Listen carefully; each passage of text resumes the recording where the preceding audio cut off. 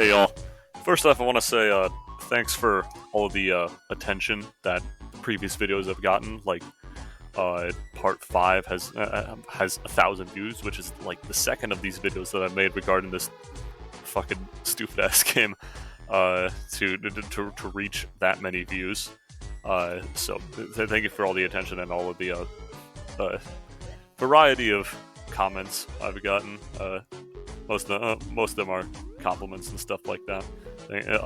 Thanks a lot for that, first off. But sort of ride the momentum of that. I wanted to make a quick video, just detailing my overall thoughts on the game in general, before I move on to other stuff until more content for the game is released.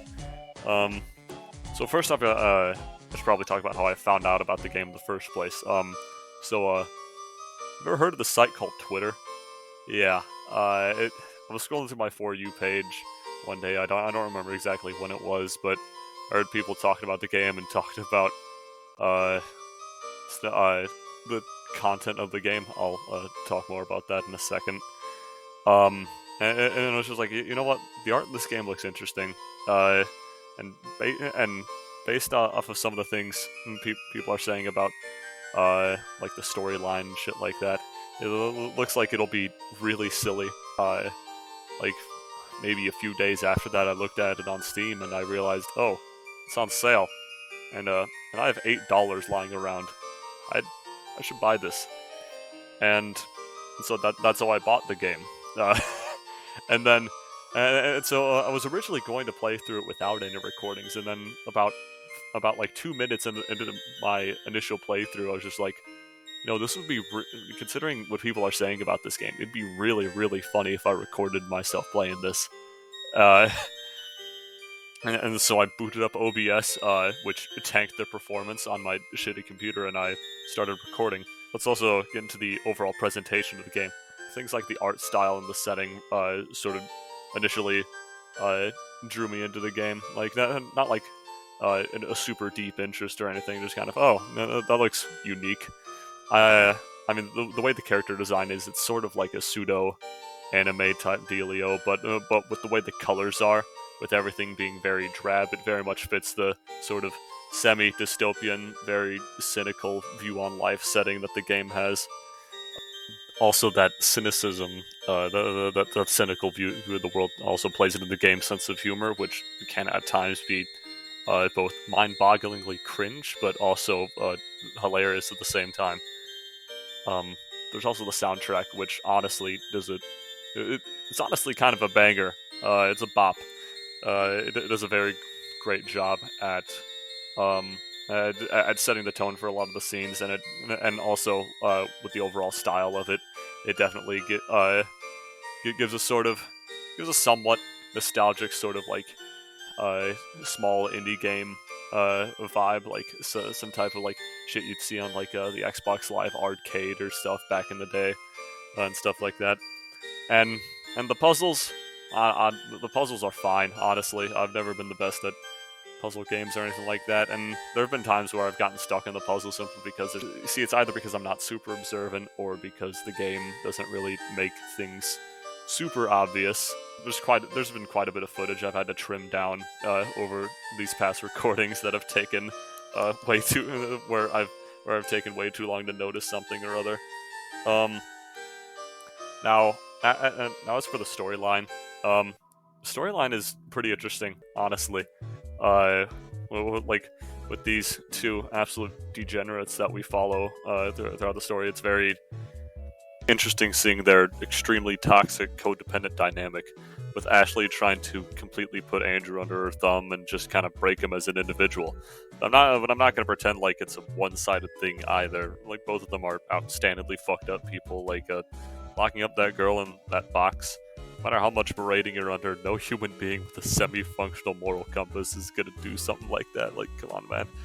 Also, the two separate routes are pretty interesting. Like seeing Andrew's two different sides, like the Andy side that's willing to come to Ashley's beck and call and do whatever the hell she wants, and the more self-interested Andrew side of him that sees through all the bullshit. And also, I forgot to mention that the whole like conspiracy thing with the parents and the water company was also pretty interesting. Let's see. Yeah, keep in mind I don't really have a script for what I'm going on about right now. I just have a bunch of notes about generally what to talk about written down on a college notebook that I'm done using. In terms of the overall content of the game, it's pretty grim with shit like murder, cannibalism, satanic rituals, and there's one particular I word that people really like talking about. Now, I'm not going to say it. I think you all know what I mean when I say it. Now, let me make myself clear. The content in this game, especially the I word, especially the I word, is really fucking disgusting, deplorable, and gross. Uh, However, the game on Steam is tagged as psychological, so it really shouldn't be like too much of a shock that there'd be some fucked up topics in the game. But a lot of people are mostly focusing on the I word, which is pretty fair considering it certainly got the best reaction out of me. Uh, but they're acting like that's what the entire game is about, even though in order to get the vision where that happens, you need to pick an alternate route within an alternate route. But overall, I don't think its inclusion was entirely necessary, but I don't think the whole game suffers as a result because of all that. And it's also because it's not really fetishized either. It's like joked about a few times. It's joked about quite a bit, but it's never really like blatantly fetishized like other pieces of media that include this kind of subject matter do it. Like, the whole idea is for it to be a vision coming from choices made in the warped and deluded mind of Ashley, so it doesn't actually happen. Yet the full game isn't out yet. I have no fucking idea. But that whole dealio led to a bunch of people on this image board called like Soy Jack something or whatever try and dox the creator, and I've heard a few things about why. I've heard some people say that they tried to dox her because they thought she was trans, even though she's not. And I've also heard that it's just because they don't like the game and think it's for degenerates. And it sort of plays into what I said earlier too about people saying the game's all about the I word, even though it's really not. But it's most certainly a low light of the game, depending on who you ask. There's some absolute weirdos in the Steam reviews, that's for sure.